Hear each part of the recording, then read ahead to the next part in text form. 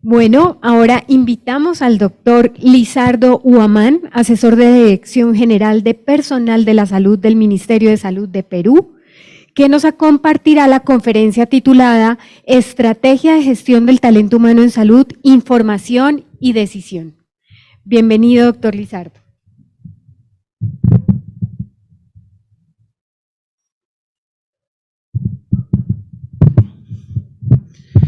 Muy buenos días a todas y todos. Honrado de estar en este espacio muy importante no solamente para ustedes, debo decir, sino que ha generado un interés en toda nuestra región por el importante proceso que ustedes están desarrollando. Agradecimiento al Ministerio de Salud por la invitación, a OPS, a Mónica Padilla, que es parte de este proceso de acumulación en nuestras Américas en el campo de recursos humanos en salud, y a los maestros y compañeros con quien tengo el honor de participar en esta mesa. Estamos hablando de información, toma de decisiones en el campo de recursos humanos, pero si nos damos cuenta, todas las exposiciones hasta el momento han sido posibles y se han centrado en el tema de la información. Isabel, Chico, han planteado sus temas en base a información, ¿no? Y la humanidad entera precisamente tiene esa condición de estar vinculado siempre a comunicar, a informar y a decidir a través de la historia, ¿no? Y hablando de información, esta es la curva de contagios en mi país y de la COVID, ¿no? De la pandemia. Estamos en este momento iniciando, hay toda una discusión en mi país, pero para mí ya se inició la quinta ola, y ¿quién lo dice? La información, ¿no? Esa información que nos está diciendo también que hemos tenido éxito en nuestros países, y en el Perú no es la excepción, de las estrategias de salud pública, sobre todo el tema de la vacunación, ¿no? Los estándares o sea, ya las cifras de muerte, de internamiento, son de otras causas y no del tema de la pandemia. Entonces, me han... ¿Dónde?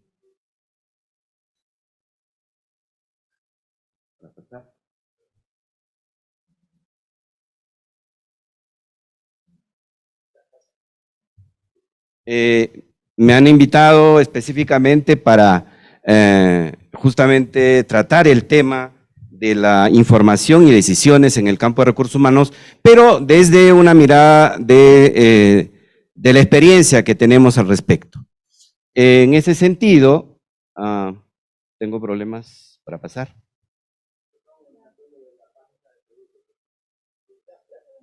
Ok.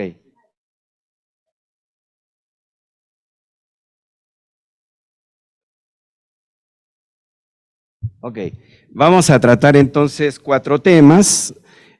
Uno que es la gestión, responder a la pregunta ¿qué se gestiona cuando se habla de talento humano? ¿No? ¿Para qué?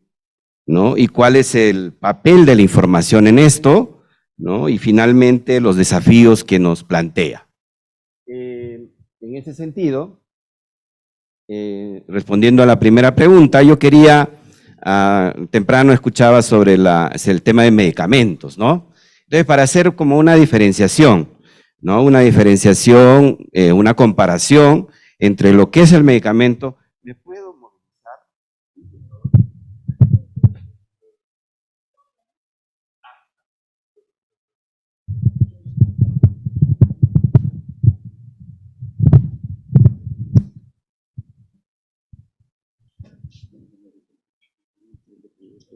Sí, al fin. Excelente. Muy bien. Entonces, decía que la naturaleza de los recursos, ¿no? Y como ven ahí he puesto recurso humano entre comillas. Y también como Chico dice, el tema dijo el tema conceptual no lo vamos a discutir, solamente lo planteamos que sabemos justamente a raíz de esto, de que hay una diferencia sustantiva en la naturaleza del medicamento, que es un recurso tecnológico que sirve para, como sabemos, para prevención, diagnóstico y tratamiento de algunas enfermedades, Y el recurso humano no es un recurso, son personas con experiencia, con sapiencia, que más bien usan recursos para resolver los problemas, en el caso de salud, vinculados a la salud, a la enfermedad. Los objetivos de la gestión, por lo tanto, tienen puntos de encuentro y puntos de diferencia también. Como vamos a ver, en términos de gestión, el medicamento es mejorar la provisión, el uso de medicamentos, con niveles superiores de satisfacción de los usuarios. En cambio, la gestión, no la gestión de los recursos humanos, como vamos a ver más adelante, de este campo, es mejorar la disponibilidad numérica, las competencias de estos recursos humanos y su compromiso con los resultados, con los objetivos estratégicos de las organizaciones, ¿no? Y entonces, no es tan sencillo. Isabel decía, somos pocos y nos encontramos siempre en el camino. Yo invito a que más se plieguen a este apasionante campo en donde uno tiene que echar mano a todas las disciplinas posibles de la ciencia, de la humanidad, de las artes inclusive, para gestionar este campo complejo. Y acá voy a echar mano a otro maestro también que tengo el placer de que nos acompañe en esta mesa, a conceptos planteados por Mario, ¿no?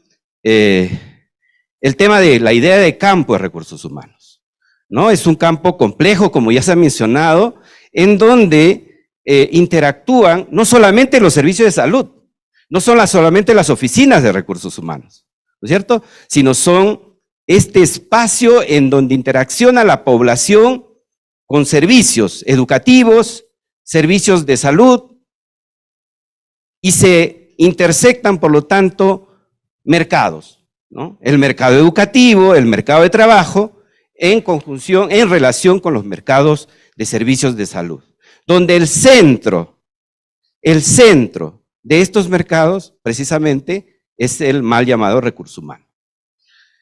Pero a diferencia de otros campos, este es un campo en donde es a su vez un espacio de reflexión, de transformación y de tensión. Pero además, en donde el agente transformador produce y reflexiona sobre el proceso productivo del que fue parte y a su vez reflexiona sobre sí mismo. Estamos hablando del mal llamado recurso humano. O sea, no es un medicamento que no tiene pensamiento, que no tiene acción, que no tiene reacción. Se gestiona el medicamento. Por eso decimos los gestores de este campo, no gestionamos al recurso humano. Eso está mal dicho, ¿no? Se gestionan a cosas, a objetos, a procesos, a servicios, ¿no es cierto? Entonces, por eso nosotros hablamos desde hace algún tiempo de la gestión del campo de recursos humanos, en donde además hay un conjunto de actores, aparte de la propia reacción del personal, del trabajador de la salud, ¿no es cierto? Aparte de eso, tenemos un conjunto de actores que tienen sus propias reglas, su propio marco normativo, sus propias expectativas, sus propios intereses. Entonces, gestionar este campo de recursos humanos no es, pues, una misión sencilla. Lo que hay que entender entonces es que en un territorio que tiene distintos subniveles, depende de cada país, hay personas que necesitan mantener su salud lo más posible. Y para eso necesitamos un sistema de salud. Ya se ha discutido acá el tipo de sistema de salud que mejor debería responder a esas necesidades. Pero el corazón, el centro de ese sistema, en el sistema sanitario, es el recurso humano. Por lo tanto, cualquier iniciativa, cualquier estrategia que no piense centralmente en el recurso humano, salud universal, modelo de cuidado, redes integrales, no es posible que logre resultados si es que no modifica sustancialmente el estatus actual de los recursos humanos en nuestros sistemas de salud. Eso implica tener entonces una mirada doble de gestión. una gestión estratégica del campo de recursos humanos que se dirige a los territorios. No interesa si mi sistema es fragmentado, unificado, si es financiado o no está financiado, lo que sea, no interesa. Lo que interesa es que esas personas que viven en ese territorio, si es extranjero o no, si tiene tal religión o no, si es tal o cual, etcétera, tenga el cuidado, los servicios que necesita esa población. A eso estamos llamando gestión territorial, gestión estratégica de este campo de recursos humanos, para no confundir con lo que es común en nuestros servicios, que es la gestión administrativa, la gestión operativa de los sistemas administrativos de recursos humanos, que también deben ser reformados, pero que no tienen que ver directamente con la política pública vinculado a los resultados que se han mencionado como ejemplos en mis antecesores en términos muy importantes. ¿Para qué se gestiona este campo de recursos humanos? Se gestiona, en principio, no para mejorar, como decía, en sí mismo los resultados vinculados al personal de la salud, sino que se gestionan estos procesos porque se necesita mejorar la capacidad de respuesta del sistema de salud a través del campo de recursos humanos en salud. Nuestra misión como gestores de este campo no es resolver, sí, también, pero en última instancia no es resolver los problemas de los trabajadores, tiene que resolverlos, pero no con el objetivo final, sino su objetivo final es resolver los problemas de salud de la gente. Y en ese sentido hay una fuerte correlación entre determinadas variables de este campo de recursos humanos y el sistema de salud. Por ejemplo, la dotación numérica de recursos humanos se relaciona fuertemente con las coberturas. Entonces, hablar de cobertura universal de salud sin resolver los problemas de disponibilidad, de distribución de los recursos humanos, es un serio problema. Discutir el tema de la disminución de la morbilidad y la mortalidad y las discapacidades producidas por causas evitables en un territorio determinado, sin hablar de la competencia del recurso humano, también nos trae problemas. Sabiendo que hay otros factores que lo determinan, pero es crucial la competencia del recurso humano. De nada sirve que yo tenga un médico en un territorio que no sepa, por ejemplo, resolver los problemas de parto crítico en un establecimiento de salud o en un hogar. Y por último, las condiciones institucionales, y que ha sido descrita por Isabel en muchos de su exposición, las condiciones de empleo y trabajo, y que se relacionan en términos sistémicos, ¿no es cierto?, en la satisfacción de los usuarios, en la calidad de la atención. Una persona que se pone la camiseta implica calidad de la atención. Y en ese sentido, lo que necesitamos entonces es generar en este campo de recursos humanos, mejorar la capacidad de gestión de políticas públicas, que es lo que nos hace falta, no solamente en el campo de recursos humanos, dicho sea de paso, sino en general. Pero necesitamos mejorar la capacidad de gestión de política pública, establecer un liderazgo proactivo, coordinación intersectorial y social, creo que ha sido materia de discusión tanto ayer como hoy, la generación de marcos normativos y otros mecanismos de regulación. Muchas veces, y ya se hizo de manera irónica también un comentario al respecto, se piensa que una ley o una norma perfecta va a resolver de manera perfecta los problemas del mundo. Y sabemos que no. Nuestro país, si por normas fuera, seríamos campeones mundiales. Pero ¿qué de eso se aplica y qué de eso se lleva a la práctica? Muy poco. Es más, ahí creo que acá también se dice lo mismo. Echa la ley, echa la trampa. Echa la ley y ya estamos viendo por dónde perforarla. Entonces hay otros mecanismos. Y Chico lo ha planteado perfectamente, ¿no? Cómo incentivaron ellos, por ejemplo, a través de una bolsa de financiamiento a las universidades para que transformen sus procesos formativos. Sin regular nada, simple y llanamente, sin normatizar nada, simple y llanamente incentivando, un mecanismo poderoso de incentivo a otros actores para que vayan en la dirección correcta. Hay que generar planes de largo plazo. En recursos humanos ya se dijo, no, lamentablemente el medicamento ve si funciona o no funciona. En recursos humanos no es así. Lo que no haces hoy, lo vas a ver en años, en 10, 15 años. Nosotros hemos arado en el desierto desde el 2004, en muchos aspectos. Si nos hubiesen hecho caso en algunos de ellos, nuestra performance tan negativa en la pandemia no hubiese sido la misma. Si lo hubiese sido, no es que hubiésemos mejorado sustantivamente, digamos, porque detrás de esas muertes hay varios elefantes que no quisimos ver, ¿no? Una sociedad fragmentada, inequitativa, ciudadanos de primera, segunda y tercera categoría, etcétera, que produjeron esas muertes. Además de un sistema sumamente débil, por supuesto, un sistema sanitario. Pero esencialmente también el hecho de que no se trabajó recursos humanos a tiempo. Entonces, cuando vino la pandemia, ya, necesitamos recursos humanos, no hay. Contratamos a todos. Por primera vez en mi país no hubo ni desempleo en salud. Todos, no teníamos de dónde sacar. Ni debajo de las piedras encontrábamos recursos humanos para contratar. No era un problema de financiamiento. Y establecer estrategias de cierre de brechas basado en información, que es el motivo precisamente de esta reunión. Pero no a para sustentar cualquier cosa, sino para sustentar lo que yo creo que es consenso.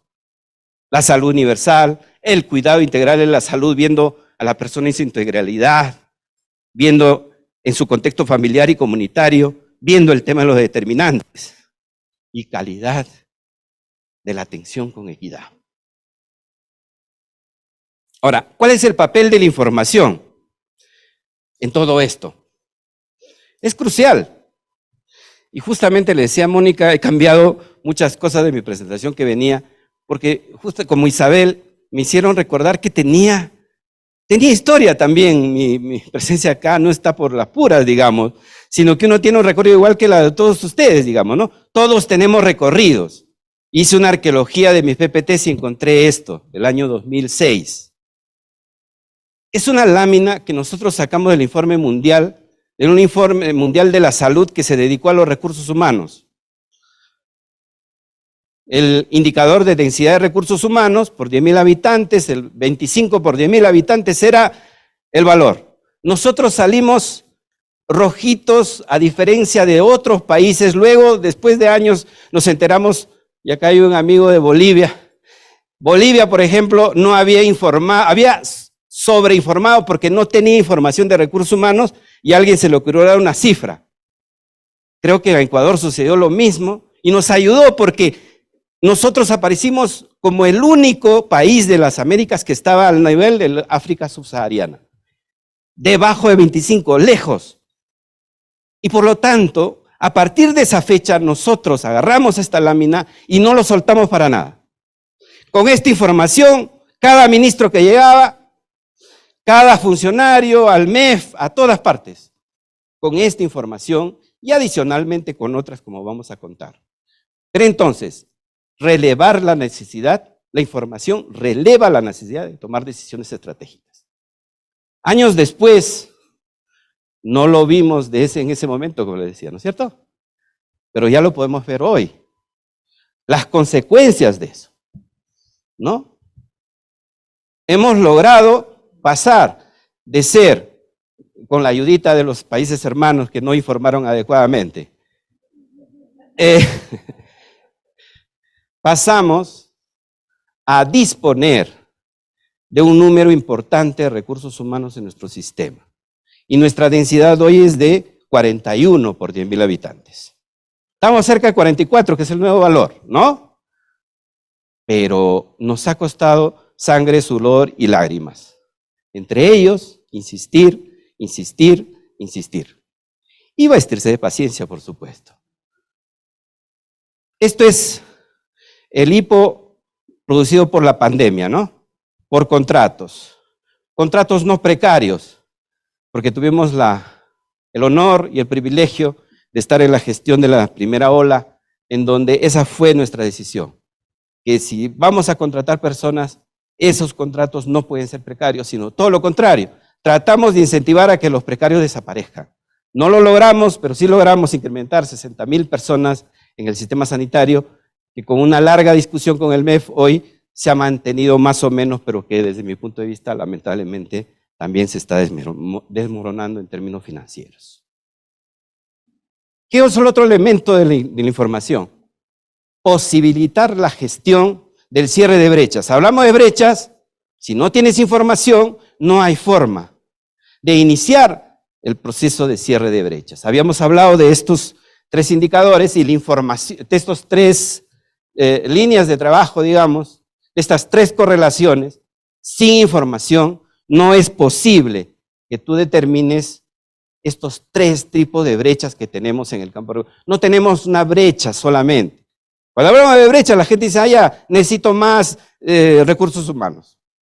Esa es una de las brechas. Y además, en nuestros países, a veces ya no es el número, sino es la distribución, como es el caso nuestro. Es también de número, pero sobre todo de distribución con equidad. Pero no nos olvidemos de la brecha de las competencias. Nos hemos formado por décadas para tratar la enfermedad y las enfermedades raras.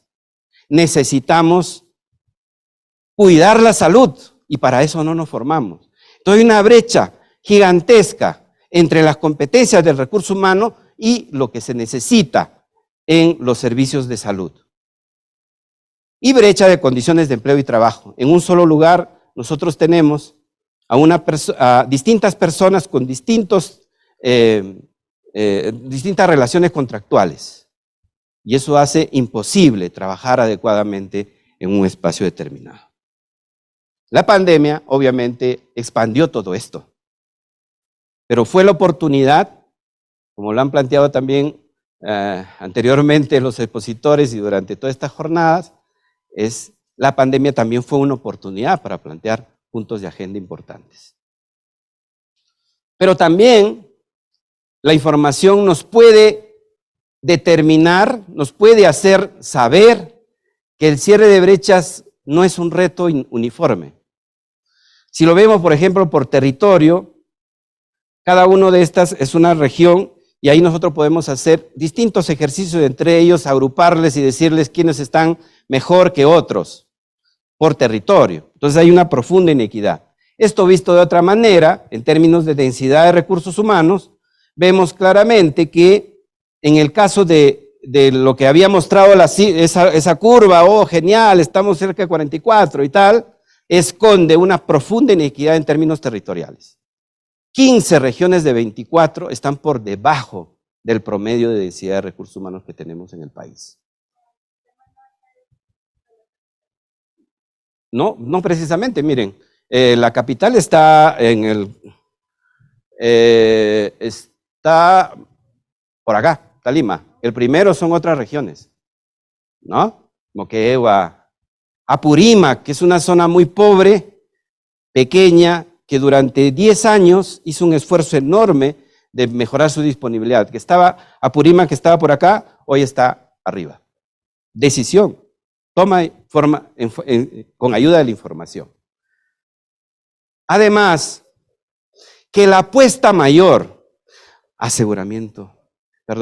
salud universal, cuidado integral, etcétera, siempre que es la apuesta mayor, siempre es cuesta arriba. Siempre es en contra de. Por lo tanto, necesitamos, reitero, vestirnos de paciencia, pero saber que estamos en una dirección. Uno de los elementos, si queremos la apuesta mayor, es que tenemos que tener la distribución de recurso humano en un 70% en el primer nivel de atención, por lo menos, médicos, enfermeras, obstetras, y un 30% en el nivel hospitalario. Con cifras recientes, en mi país es al revés. Prácticamente es al revés. El 70% prácticamente está en el nivel hospitalario, el 30%. Y en el caso de Lima, prácticamente, la que es la capital, prácticamente no existe primer nivel. Está por debajo de varios países, la densidad del recurso humano en el primer nivel, por debajo de varios países del África subsahariana. Por lo tanto, la pandemia, ¿dónde se batalló? En el nivel hospitalario. Y por eso es que tenemos, entre otras causas, muchas muertes. Pero, ¿qué se puede hacer con ello?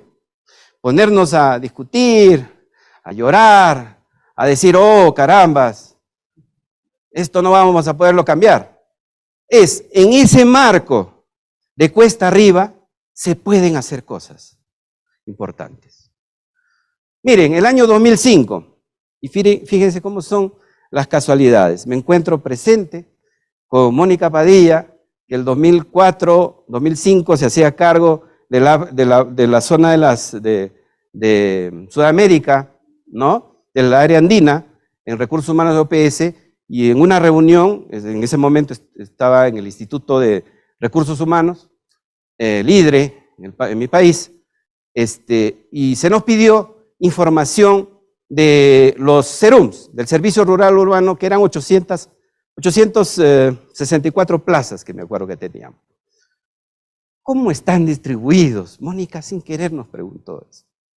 No, quería información, pero no sabiendo los tremendos líos que me metía.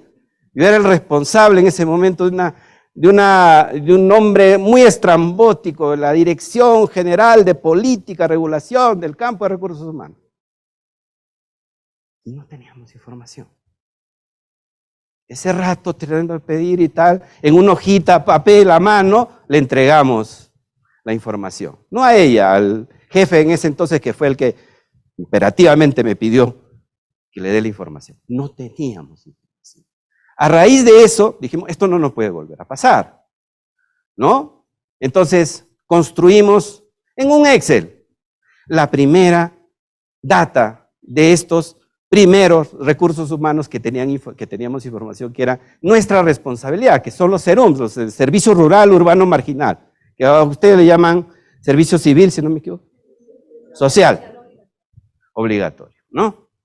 Y esta fue la primera información importante que obtuvimos, que es que de las plazas, el SERUMS fue creado explícitamente por ley para las zonas más pobres. ¿Pero qué resultaba? Las plazas remuneradas estaban en todas partes, menos en las zonas pobres. Solamente el 29% estaban en zonas extremo pobres. Y si sumamos a todas las zonas pobres de mi país, tenían 54%. Cuando había sido creado para que el 100% de las plazas estén en las zonas pobres. Entonces nos planteamos que esto no puede suceder y debe revertirse. Nos propusimos eso y no lo logramos de manera inmediata, como todos sabemos.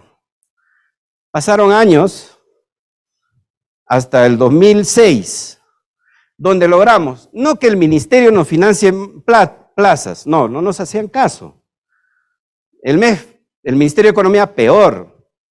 ¿Qué cosa hicimos? Hicimos una propuesta de reforma del SERUMS, ¿no es cierto?, a un programa, juntos, se llama el programa, que da dinero a las personas que acuden a los establecimientos de salud en las zonas más pobres. El problema es que no podían dar ese dinero porque no había recursos humanos. Entonces no había quien lo atienda. Entonces les propusimos que nos financie para reformar de manera progresiva ese servicio. No debía ser de 1 año, de 3 años, de una serie de reformas adicionales. No logramos de eso, pero sí logramos que esas plazas que iban a ese programa, que digamos no dio resultados porque no nos dieron el aval legal, pasaran al SERUMS. Con ese nuevo argumento, el doble de plazas adicionales, nos sentamos a discutir con los gobernadores de las regiones, los presidentes regionales se llamaban en ese entonces, para tomar decisiones de cómo distribuir. Todo el mundo quería todas las plazas. Ya estoy terminando. Todas las plazas. Sin embargo, no era posible. Establecimos criterios y con eso se aumentó, a partir de ahí se rompió el ciclo de que no hay financiamiento para recursos humanos y se empezó y se logró digamos, concentrar actualmente, este es una del 2016, pero actualmente el 98% de los distritos extremos pobres son profesionales SERUMS. Ahí está el departamento de Apurímac que les decía, solamente el 2000, en pocos años, cómo es que de lo rojito, cómo pintó, digamos, más verdecito, digamos, hoy está mucho más verde eso, ¿no es cierto?, con médicos SERUMS. Y eso tiene impacto en la población. Disminuimos la mortalidad materna en las localidades donde se concentró más este recurso humano. Y ya con eso termino. Todo eso fue posible debido a que tuvimos una construcción. De esa página Excel, ahora tenemos un sistema de información que lamentablemente todavía necesita muchísimo, porque solamente es el sector MINSA y gobiernos regionales, la seguridad social no está presente, en fin, pero tenemos un conjunto de información que nos permite tomar decisiones. Lamentablemente te robo unos minutitos, por favor, para lo último, como las demás, me pido disculpas por eso. Hay que saber, ¿cuáles son las lecciones? Las lecciones que nosotros tenemos es salir de la trampa del tecnologismo. Pensar que un software o un aplicativo te va a resolver las cosas. Como ya se dijo aquí también, en el tema formación, si no tienes una idea clara de cambio, puedes replicar en la tecnología los vicios que tienes en lo no tecnológico. Salir de la trampa metodologista en mi país, hace tiempo que sabemos que existe la brecha, pero seguimos discutiendo cuál es el método para establecer la brecha. La necesidad de intensificar la articulación entre definición de políticas públicas, planes de largo plazo y estrategias con información disponible, con la que sea. No esperen tener toda la información, inicien procesos y van a ver los resultados al final. No basta con tener data e información, hay que tomar decisiones. Hace tiempo que yo soy consciente que tengo que bajar de peso, pero no lo puedo hacer, no tomo decisiones. Se requiere conformar núcleos de gestores para hacer todo esto. Muchas gracias.